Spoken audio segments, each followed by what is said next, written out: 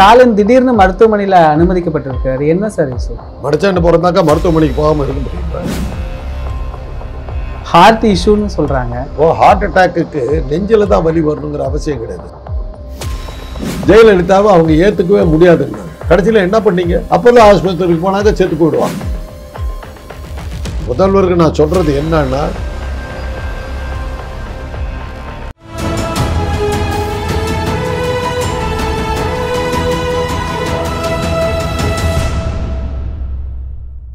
தமிழரம் நேயர்களுக்கு வணக்கம். இன்று நம்மிடையே மூத்த அரசியல் விமர்சகர் டாக்டர் காந்தராஜ் சார் இருக்கிறாரு. வணக்கம் சார். ஸ்டாலின் திடீர்னு மருத்துவமனையில் அனுமதிக்கப்பட்டிருக்காரு. என்ன சார் இஷ்யூ? உடல்நிலை சரியில்லை, மருத்துவமனைக்கு போயிருக்காரு. மடிச்சாண்டு போகிறதாக்கா மருத்துவமனைக்கு போகாமல் இருக்க முடியுமா? போயிருக்காரு. அப்போ பெரிய பதவியில் இருக்கவங்களாம் போனாக்கா அது செய்தி. இப்போ நான் போனாக்கா செய்தி இல்லை, நீங்கள் போனாலும் செய்தி இல்லை. பதவியில் இருக்கவங்க போனாக்கா அது வந்து யாருமே கேட்கத்தான் செய்வாங்க. அவருக்கும் வயசு 70 பக்கமாக ஆகுது. அதனால் தளர்ச்சிகள் இருக்கும். தளர்ச்சிக்காக மருத்துவமனைக்கு போயிருப்பார், செக்அப் பண்ணியிருப்பார். அவ்வளோதான். அதில் என்ன இருக்குது சார்? லேசான தலை சுற்றல்னு சொல்கிறாங்க, ஹார்ட் இஷ்யூன்னு சொல்கிறாங்க. இருக்கலாம், இந்த வயசில் வரலாம். பிபி இருக்கலாம், இது இருக்கலாம், சர்க்கரை வியாதி இருக்கலாம், எவ்வளவோ இருக்கலாம். வயோதிகம் வருது இல்லைங்க, அதை எல்லாரும் ஜெயிச்சிட முடியுமா? அதுக்காக அவருக்கு அந்த தலை சுற்றல் வந்திருக்கலாம், அதுக்காக ஒரு செக்கப்புக்கு போயிருக்கலாம். ஒரு பிபி இருந்ததுன்னா அதை வந்து உடனே இது ட்ரீட்மெண்ட் கொடுத்து இது பண்ணிட்டு போகிறாங்க. அவர் ஒன்றும் அங்கே போய் சும்மா ஒன்றும் உட்காந்துருக்கீங்க, எல்லாத்தையும் கூப்பிட்டு பார்த்துக்கிட்டு தான் இருக்கார். மருத்துவர்கள் வந்து 3 நாள் ஓய்வில் இருன்னு சொன்னால் கூட கேட்க மாட்டேங்கிறாரு. அதெல்லாம் என்னை பொறுத்தவரை எனக்கு அது தப்பாக படுது. ஒரு ஓய்வு உங்களுக்கு தேவை. உங்களுடன் ஸ்டாலின் சொல்லிட்டு தெருவா அலைகிறார். அப்புறம் வந்து ரோட் ஷோன்னு சொல்லிட்டு போகிறாரு. வயசுக்கு மீறிய வேலை அதெல்லாம். என்ன இருந்தாலும் நீங்கள் யாராக இருந்தாலும் ரத்தன் டாட்டா என்னங்க சொன்னார்? எவ்வளோ பெரிய கோடீஸ்வரனாக இருந்தாலும் உடம்பை பார்த்துக்காண்டார். இவ்வளோ பெரிய பணக்காரன், என்னால் என் உடம்பை எனக்கு கை விட்டுடுச்சு, அந்த பணத்தை வச்சுட்டு என்னால் ஒன்றும் பண்ண முடியலன்னு. ஒரு தடவை நாங்கள் ஏற்பாடு பண்ண ஒரு கூட்டத்தில் ரஜினிகாந்த் கலந்துக்கிட்டார். அப்போ அவர் பேசும்போது என்ன சொன்னார் அந்த மீட்டிங்கில்? ஹெல்த் இஸ் வெல்த்துன்னுவாங்க, ஆரோக்கியம்தான் மிகப்பெரிய பொக்கிஷம் அப்படின்னு. அது கிடையாது, வெல்த் இஸ் ஹெல்த் அப்படின்னார். வெல்த் இருந்துன்னா ஹெல்த்தை வாங்கிடலான்னார். அந்த மாதிரி சொல்லி ஒரு உபதேசம் ஒன்று பண்ணார். ஒரு வருஷம் கழித்து ஒரு ஷூட்டிங்கில் பயங்கரமான வலி வந்து அப்படியே உளுந்து அடிச்சிட்டார். சாக போகிறேன்னாலும் கத்திட்டார். தூக்கிட்டு வந்து போட்டாங்க. இசபல் நரசிங்கமன் தான் போட்டு அவரை இது பண்ணி அப்புறம் ரிவைவ் பண்ணி இது பண்ணாங்க. அப்போ தான் அவருக்கு தெரிஞ்சது, என்ன வெல்த் இருந்தாலும் ஹெல்த்து கை விட்டுச்சுன்னா ஒன்றும் பண்ண முடியாது. யாராக இருந்தாலும் இப்போது கொரோனா வந்ததுங்க. கொரோனாவுக்கு அமித்ஷாவை யாருன்னு தெரியலையே. சர்வாதிகாரி, இந்தியாவுடைய சர்வாதிகாரி. ஒரு நிமிஷம் இப்படி நினைச்சாருன்னா உங்களை தூக்கிடுவார். ஒரு நிமிஷம் நினைச்சாருன்னா வீட்டுக்கு அமிச்சிடுவோம். ஒரு நிமிஷம் நினைச்சாருன்னா தாக்குதல்கள் நடக்கும், மதவரி தாக்குதல் நடக்கும். அந்த மாதிரி ஒரு சக்தி வாய்ந்த மனிதரை கொரோனாவுக்கு அடையாளம் தெரியல, வைரஸுக்கு போய் அட்டாக் பண்ணிச்சு. உயிருக்கு ஆபத்தான நிலையில் கொண்டு போய் ஆல் இண்டியா இன்ஸ்டியூட்டில் போய் சேர்த்துனாங்க. நோய்களுக்கு வந்து பணக்கார ஏழைங்கிறது தெரியாது. அதனால் முதல்வருக்கு நான் சொல்கிறது என்னன்னா, அளவோடு வச்சுக்கோங்க. உங்கள் வயசையும் உடலையும் முதல்ல மனசில் வைங்க. அதுக்கு தகுந்த மாதிரி வேலை செய்யுங்க. வேலையை செஞ்சு முடிங்க. அந்த மருத்துவர்களோட ஆலோசனையை கேட்டுங்க. ஒரு வயசுக்கு பிறகு மருத்துவ ஆலோசனை மிக முக்கியம். பொறுப்பில் இருப்பவங்க அது மிக கண்டிப்பாக பார்த்துக்கணும். பொறுப்பு இல்லை, உங்களுக்கு ஒன்றுமே இல்லைன்னாக்கா பிரச்சனை இல்லை. உங்களை நம்பி வந்து ஒரு அரசியல் இயக்கம் இருக்குது, ஒரு மாநிலம் இருக்குது. இன்னும் சொல்லப்போனால் நீங்கள் அகில இந்திய அளவில் பார்க்கப்படுகின்ற ஒரு தலைவராக இருக்கிறீங்க. இந்த சூழ்நிலையில் வந்து நீங்கள் உடம்பை அலட்சியப்படுத்தினீங்கன்னா உங்களை இந்த மாதிரி படுக்க வைக்கும். ஜாக்கிரதையாக இருக்கும். அதை பார்த்துக்கணும். அது ரொம்ப முக்கியம். அதே சார், இன்னைக்கு மருத்துவமனையில் கூட இருந்துட்டு மக்கள்கிட்ட காணொலியில் பேசிக்கிட்டு இருக்கிறாரு. தேவையில்லைங்கிற நான் ரொம்ப பொறுப்பை தன் மேலே எடுத்துக்கிறாரு சார். அது வந்து கொஞ்சம் உடம்பை அலட்சியப்படுத்துகிற மாதிரி எனக்கு படுது. அது தேவையில்லை. அப்படி ஒன்று நீங்கள் தேச செய்யணும்னு மக்களும் ஒன்று எதிர்பார்க்கல. ஸ்டாலின் ஓய்வு பெறணும்னு சொல்ல வரீங்களா சார்? ஓய்வு பெறணும் இல்லை, அந்த வேலைப்படு வந்து இது பண்ணுறதுக்கு ஓய்வு பெற்றால் மறுபடியும் நீங்கள் அந்த ஓய்வு பெற்ற பிறகு உடம்புக்கு ஒரு புத்துணர்ச்சி வரும். புத்துணர்ச்சி வரும்போது இன்னும் பிரமாதமாக நீங்கள் வேலை செய்யலாம். அதுக்காக தான் உங்களுக்கு நிச்சயமாக கொஞ்சம் ஓய்வு எடுங்கன்னு நம்ம சொல்கிறோம். எங்கள் அரசாங்க உத்தியோகத்தில் இருக்கிற நான் இருந்தேன். 58 வயசில் வீட்டுக்கு போட்டாங்கல்ல. அதுக்கப்புறம் மூளை வேலை செய்யாது அது இதுன்னு சொல்லிட்டாங்க. உலகம் முழுவதும் 65 வயசு வரலும் வச்சுருக்காங்க. அரசு ஊழியர்களுக்கு வந்து 58க்கு மேலே கொடுக்கக்கூடாதுன்னு. அப்போ வந்து 60 ஆக்கணும்னு சொல்லி ஒரு போது கலைஞர் அதை ஏற்க மறுத்தார். என்னன்னா, என்ன மாதிரி 60 வயசு வரலும் நாங்கள் பாட்டுக்கு எடுத்துக்கிட்டு இருந்தால் உங்களை போடுற இளைஞர்கள் எப்படி வேலை கிடைக்கும்? வேகன்சி எப்படி வரும்? அதனால் அந்த 58 வயசில் வெளியே அனுப்பிவிட்டார். ஐரோப்பிய நாடுகள் வந்து ஜனத்தொகை குறைச்சல். நீங்கள் 100 வயசு வரலும் கூட வச்சுக்க ஆள் கிடைக்க மாட்டான். இங்கே ஆள் நிறையா இருக்காங்க. 58 வயசுக்கு அப்புறம் நீங்கள் அந்த வயசில் நீங்கள் வெளியே அனுப்பும்போது ஆரோக்கியமாக இருக்கிறேன், எனக்கு இன்னொரு வேலைக்கு நான் போக முடியும். 60 வயசு ஆகிடுச்சுனாக்கா நான் வேலைக்கும் போக முடியாது, வீட்லேயும் இருக்க முடியாது, ஒரு 2 கெட்டான இருப்பேன். 58 போகும்போது நான் தெம்பாக இருக்கிற நேரத்திலே போகும்போது இன்னொரு புதிய வேலைக்கு நான் போகிறதுக்கு வழியாக இருக்கும். அதனால தான் 58 வச்சாங்க. இன்றைக்கி இந்தியனுடைய ஆயுள் வந்து 65. இப்போ இன்றைக்கி இருக்கிற பெரிய பிரச்சனையே என்ன தெரியுங்களா? இந்தியாவுடைய பெரிய பிரச்சனை இளைஞர்களை விட என்னை போன்ற கிழவர்கள் மிக அதிகம் மக்கள் தொகையில். சம்பளம் வாங்குறவங்களோட பென்ஷன் வாங்குறவங்க மிக அதிகம் இருந்துக்கிட்டே இருக்கும். நான்லாம் எதிர்பார்க்கவே இல்லை, இவ்வளோ வருஷம் இருப்பேன்னு நான் நினச்சி பார்க்கல. ரிட்டையர் ஆகி 2 வருஷத்தில் போய்டுன்னு தான் நினச்சேன்.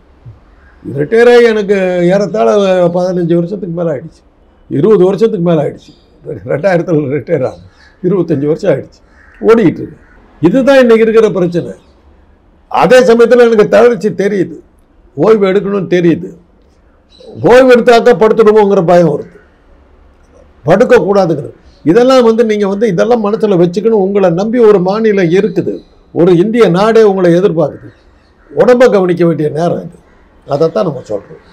இன்றைக்கி ஒரு மைல்டு பிரச்சனை வந்துருக்கு, ஒரு சாதாரண பிரச்சனை வந்துருக்கு, சரி போயிட்டாங்க. இந்த மருத்துவருடைய ஆலோசனை கேளுங்க, அவ்வளோதான் நம்ம சொல்ல முடியும். ராயப்பேட்டை கேன்சர் ஹாஸ்பிட்டல் அங்கே கூட போனதாக ஒரு செய்தி பார்த்தோம். அவருக்கு ஏதாவது பிளட் டிரான்சிஷன் அந்த மாதிரி ஏதாவது இருக்காங்க சார்? எதுக்காக கேன்சர் ஹாஸ்பிட்டல் போகிறாரு? இந்த வயசில் எல்லாத்துக்குமே பாசிபிலிட்டி இருக்குதுங்க, அதையெல்லாம் ரூல் அவுட் பண்ணுறாங்க. இப்போ ஜெயலலிதா நீங்கள் அப்படி தான் நீங்கள் கொண்டு விட்டீங்க. அப்போல்லாம் மருத்துவமனைக்கு கொண்டு போய் இதே ஹாஸ்பிட்டலில் தான் அட்மிட் பண்ணீங்க. அப்போல்லாம் மருத்துவமனை விட்டுருந்தா அவங்க ஒழுங்காக கவனிச்சிருப்பாங்க. விட்டுவிடா நீங்கள்ல அவங்களுக்கு அப்போல்லாம் மருத்துவமனை டாக்டர்கிட்டே அளவு பண்ணாமல் ஆல் இண்டியா இன்ஸ்டியூட்ல வந்து கொண்டீங்க, ஒரு வெள்ளைக்காரனை கூப்பிட்டு வந்தீங்க, எல்லாம் சேர்ந்து என்ன பண்ணீங்க? கடைசி வேலை இந்த மாதிரி எதாவது சேர்த்துச்சுன்னு கூட தெரியாம பண்ணிவிட்டீங்க. பழியை தூக்கி அப்பெல்லாம் மேலே போட்டீங்க. அவங்க பார்த்துருந்தா காப்பாற்றிருப்பாங்க, அவங்க ஒருங்கான அட்வைஸ் கொடுத்துருப்பாங்க, அவங்கள பார்க்க விடலையே நீங்கள். அதனால தான் இப்போ இன்றைக்கி வந்து அவங்க வந்து எந்த ஒப்பம் வந்துடக்கூடாதுன்னு சொல்லிட்டு எல்லாத்தையும் ரூல் அவுட் பண்ணுறாங்க. அது வெறுமனே செக்கப் ஆக மட்டும்தான் இருக்குது. ஆமாம், அது அங்கே சில இயந்திரங்கள்லாம் இருக்குது, சில கருவிகள் இருக்குது. அந்த கருவிகள் எல்லாம் போய் செக்அப் பண்ணிடுறாங்க. சரி, அங்கே இருக்கிற கருவிகள் அங்கே இருக்கிற டாக்டர்ஸுக்கிட்ட செகண்ட் ஒப்பீனியன் வாங்கிக்கிறாங்க. இதில் என்ன தப்பு இருக்குது? ஒரு கேன்சர் ஹாஸ்பிட்டலுக்கு போனதுனாலே எனக்கு கேன்சர், நான் பிரசவ ஆஸ்பத்திரியில் வேலை பார்த்தேன், நான் ப்ரெக்னென்ட் புள்ள தான் அர்த்தமா? டாக்டராக போகிறேங்க. சரி, இன்னொன்று நீங்கள் ஜெயலலிதா அப்போலோன்னு குறிப்பிட்டீங்க. ஸ்டாலின் அவர்களும் அப்போலோவில் தான் அனுமதிக்கப்பட்டிருக்கிறாரு. இப்போ எல்லாமே அடுத்த ஜெயலலிதா அப்படிங்கிற மாதிரி பதிவு வருது. முதலமைச்சர் நல்லா நலமாக தான் இருக்கிறாரு, ஆனால் இப்படி பதிவு போடுறத எப்படி பார்க்குறீங்க? அவங்களுக்கு சந்தேகம் வந்துன்னு வச்சுக்க மாட்டாங்க. எம்ஜிஆருக்கு வந்து பிரச்சனை வந்து அவங்களால காப்பாற்றிருக்க முடியும், ஆனால் அவங்க அதை வச்சுக்க விரும்பலை. ஏன்னா மக்கள் செல்வாக்கு மிகுந்தவர், ஏதாவது ஆச்சுன்னா ஆஸ்பத்திரி நெருப்பி வச்சுருவாங்கன்னு பயந்தாங்க. அதனுடைய விளைவு தான் உடனடியாக அவர் அமெரிக்காவுக்கு அமைச்சார்.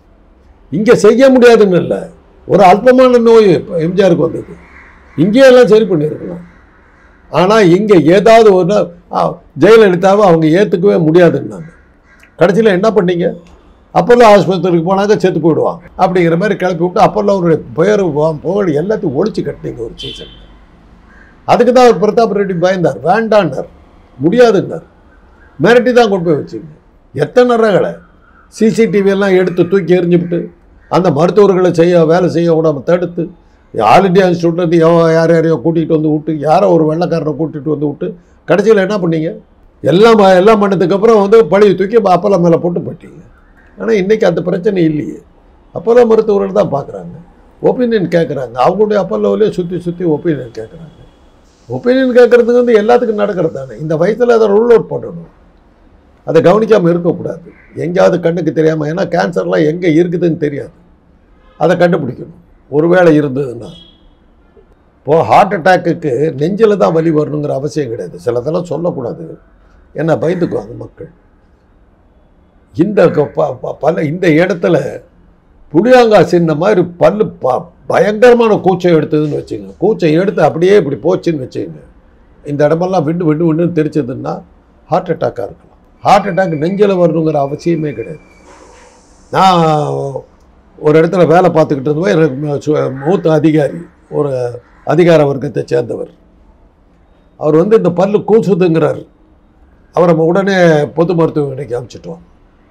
அவங்க என்ன பண்ணாங்கன்னா, இந்த ஆள் அதிகார வர்க்கம் நம்ம தலையில் ஏதா பண்ணிட்டு போகிறாருன்னு சொல்லிட்டு இன்னொரு மருத்துவமனைக்கு, தனியார் மருத்துவமனைக்கு அனுப்பிச்சிட்டாங்க.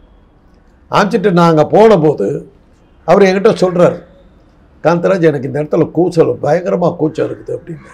அப்போ அங்கே இருந்த ஹார்ட் ஸ்பெஷலிஸ்ட்டுக்கிட்ட பேசுறதுக்கு முன்னாடி அந்த அவரோட மூத்த அதிகாரி ஒருத்தர் வந்தார்.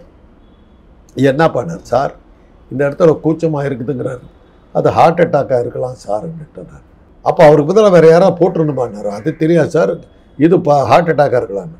அந்த சம்மந்தப்பட்ட மருத்துவ நிபுணர் வந்து என்கிட்ட கேட்டார், உனக்கும் ஹார்ட்டுக்கு என்ன சம்மந்தம், நீ என்னத்துக்கு இதெல்லாம் சொல்கிறேன்னாரு. இல்லை சார் எனக்கு அனுபவத்தில் நான் சொன்னேன், அவருடைய ஸ்டூடெண்ட் நான் அப்போ ஒரு ஜாக்கிரதை சொல்லிட்டு இப்படி வர்றேன், ஹார்ட் அட்டாக் இம்மீடியட்டாக. அதனால் இதெல்லாம் வந்து எப்படி வரும் என்னங்கிறதெல்லாம் தெரியும். ஒரு வயசுக்கு மேலே என்ன வேணாலும் நடக்கணும், என்ன வேணாலும் நடக்கணும். அதனால் இதெல்லாம் நீங்கள் வந்து ஒரு வயசுக்கு மேலே வந்து மனித சக்திக்கு அப்பாற்பட்டது. அதான் ரத்தன் டாட்டா சொன்னார், எத்தனை கோடி வச்சுருந்தாலும் உடம்பு வந்து ஒத்துழைக்கலன்னு நீ காலினார். அதான் நம்ம திருப்பி திருப்பி சொல்கிறோம். அதனால் முதல்வர் அவர்கள் மருத்துவர்களுடைய ஆலோசனையை கேட்டுக்கிட்டு ஓய்வாக இருக்கிறதுன்னா ஓய்வாக இருக்கணும். அது உங்களுக்கு நல்லது, அது உங்களுக்கு ஒரு புத்துணர்ச்சியை கொடுக்கும். திரும்பி வரும்போது இன்னும் வேகமாக வரலாம், இன்னும் வேகமாக வந்து வேலை செய்யலாம். சார் 2026 தேர்தல் முகமே முதல்வர் ஸ்டாலின் அவர்கள் தான். 234 தொகுதிகளிலேயே அவரால் தீவிரமாக பிரச்சாரம் பண்ண முடியுமா, இல்லை ஹாஸ்பிட்டலில் ஓய்வு எடுக்க சொல்லிடுவாங்க?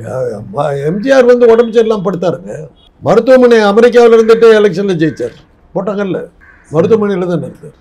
அவருடைய ஃபோட்டோவை காட்டினாங்க, ஃபோட்டோவை காட்டி ஜெயிச்சார். அது மாதிரி வரக்கூடாது. என்ன மருத்துவமனையில் இருந்தே வென்றுடுவாருன்னு சொல்கிறீங்க? அமெரிக்காவில் இருந்தார், இந்தியாவில் இருந்திருந்தா கூட பரவாயில்ல, அமெரிக்காவில் இருந்தே எலெக்ஷனில் ஜெயிச்சார். அது மாதிரி ஸ்டாலின் ஜெயிக்கக்கூடாது. அவ்வளோ நாள் அவர் ஒன்றும் மருத்துவமனையில் இருக்க போகிறது, ஒரு 2-3 நாள் வந்துடுவார். சரி, நன்றிங்க.